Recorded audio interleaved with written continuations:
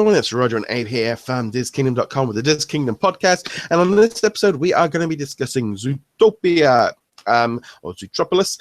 Abe saw the movie over the weekend, and he's going to be giving his thoughts on the movie, and we're not going to be going into too much spoiler zone because I haven't seen it because it's not out for a couple of weeks over here.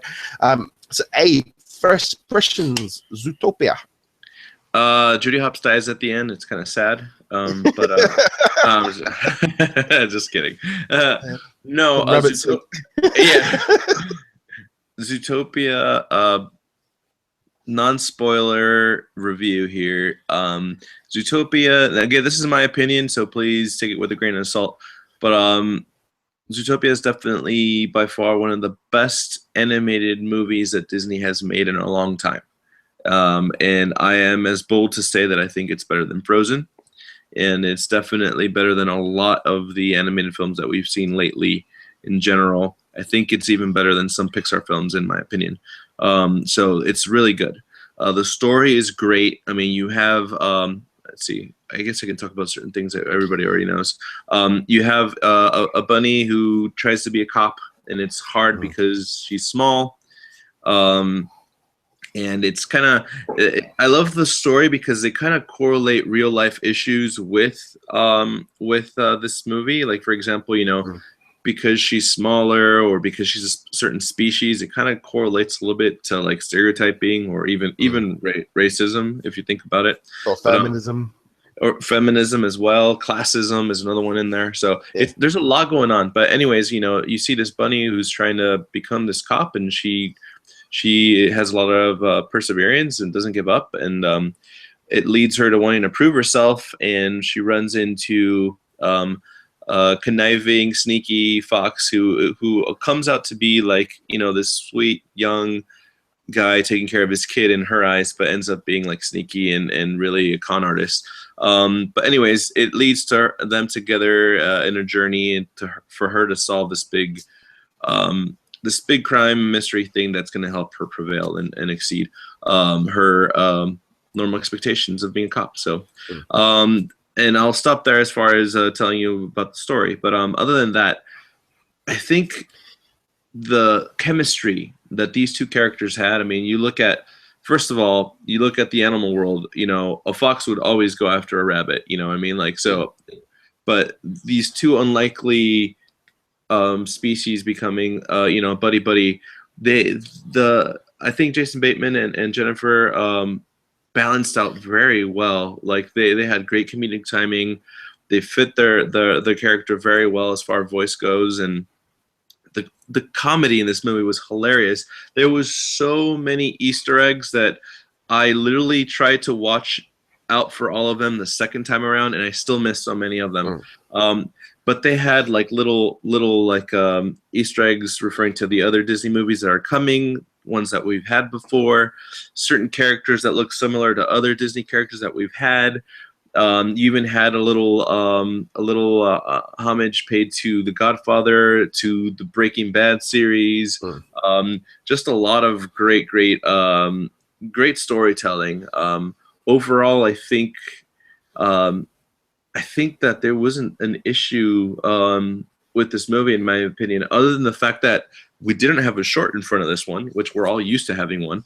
I think that only happened because I don't think they had one ready for it in time of this release. But and then the other thing that I noticed is if you wait for the credits, wait until the animated part is over. After it goes to normal credits, you can leave. There's nothing at the very end, so don't waste your time.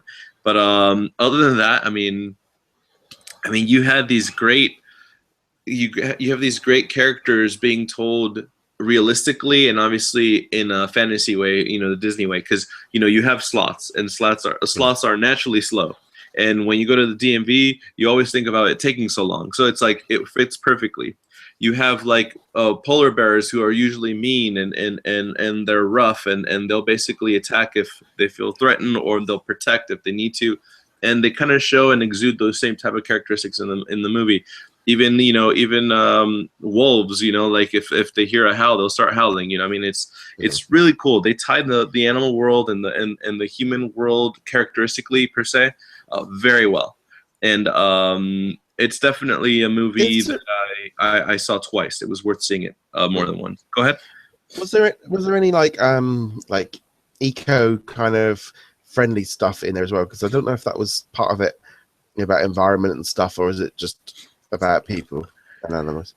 I mean, there was per se like eco-friendly things because I mean, obviously there's certain parts where that you see them they recycle they like you'll see some lemmings eating popsicles and they throw their popsicle sticks in a recycling bin. I mean, like they have stuff like that. Yeah. But this world, I mean, it like they never existed. So the animal race became that smart race where they kind of have to build and simulate certain environments for them to work and be able to live in the same area. Like for example, when they're inside the rainforest, the rainforest area, they're in a world that's kind of like rainforesty, but it doesn't naturally rain there. So they have like on the very top these giant sprinklers that are making it rain.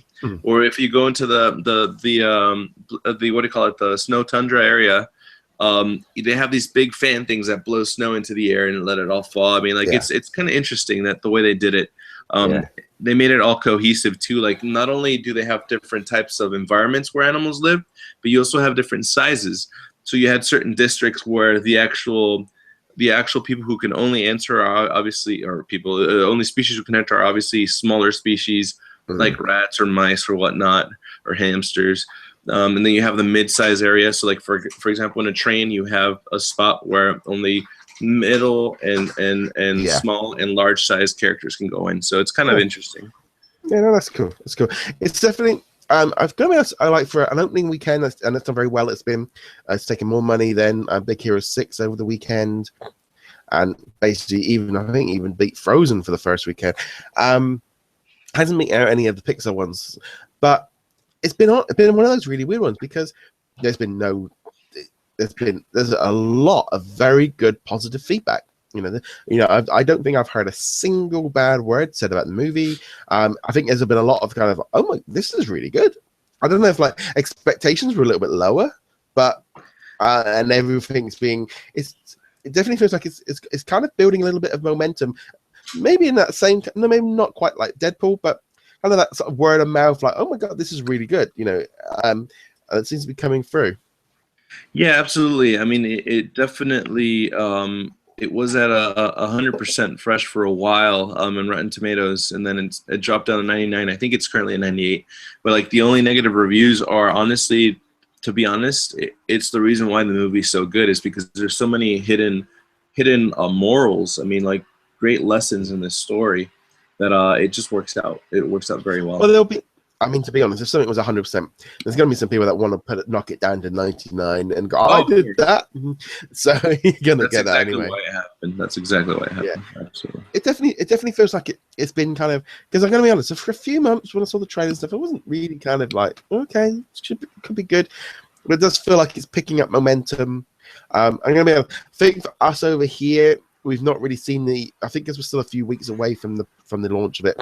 That hasn't really gone full blast on the TV and the interviews with everybody over here yet. I think they've been kind of, because you've got the Easter kids holidays coming up in 2 weeks.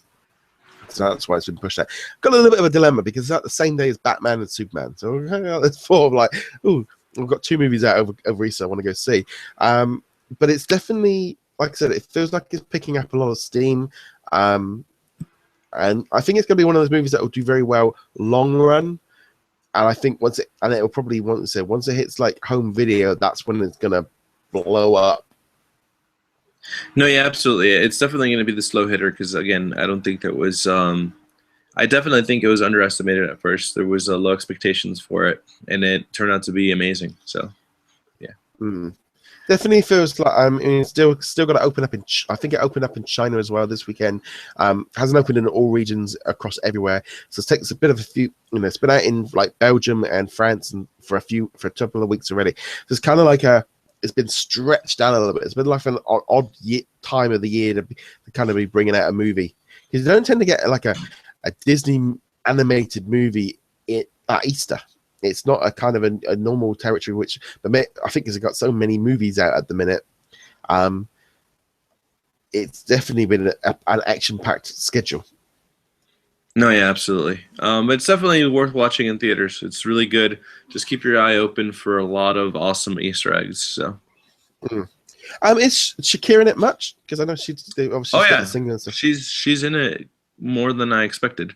I mean, she comes up in an it's not an Apple iPod. It's like an it's a carrot eye something. I don't know. It's interesting. Yeah, Um, Carrot but, Pod. yeah, carrot pod or whatever. She comes up in her first song while Judy's leaving her home to go into the city. She comes up and welcoming people to the city like she's like a big billboard.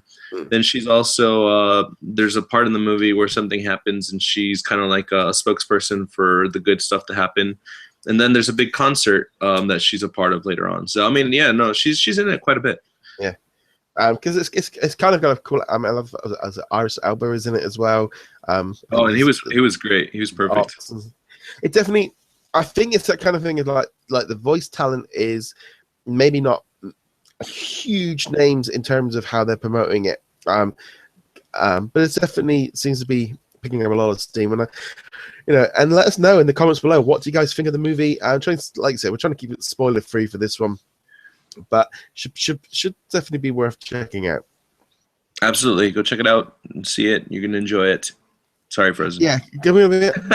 Because I'm going to be honest. To be honest, we were putting this on the wait to DVD spot originally. When we first saw the trailers, we did the same with Good Dinosaur. We were like, oh, well, because going to cinema costs so much, but we have got 2-for-1 tickets, and we're like, yeah, we're going to use them on Zootopia or Zootropolis because it feels like it's all right. But definitely feels like it's picked up steam, and it's like something I want to go see now. Whereas I wasn't really 100% sold on it. Yeah, no, I mean, I guess because I got to see little sneak peeks at like previous D23s, I kind of was anticipating it, just like I was Good Dinosaur. So, yeah, definitely excited to see it. But yeah, I already saw it twice, so go see it. It's good. Definitely. Anyway, guys, thank you very much for watching. Be sure to check us out at DisKingdom.com. Join on our Facebook groups. You've got the DisKingdom Lounge. You also got the Marketplace. A big thank you to Ethan over at sortapps.com and Magic Brand Collectors as well for being a patron. And you can also join him over at patreon.com/DisKingdom. And patrons do get access to these videos a few days before everybody else after we record them. Well, anyway, guys, thank you very much for watching. Be sure to hit that subscribe button, and we shall see you guys in the next video. Laters. Later, guys. Thank you. Laters.